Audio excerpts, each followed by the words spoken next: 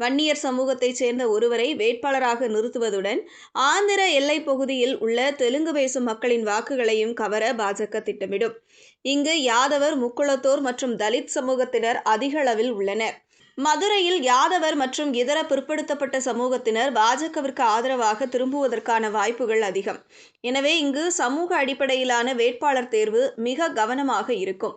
அதிமுகவை பொறுத்தவரை இந்த ஆன்மீக அரசியலை ஒரு எல்லைக்குள் ஆதரிப்பது அக்கட்சிக்கு அவசியமாகிறது. திமுகவிற்கு எதிரான வாக்குகளை ஒருங்கிணைக்க இது உதவும் என்றாலும் அதே சமயம் தனது பாரம்பரிய மதசார்பற்ற பிம்பம் பாதிக்கப்படாமல் பார்த்து கொள்ள வேண்டிய கட்டாயம் எடப்பாடி பழனிசாமிக்கு உள்ளது.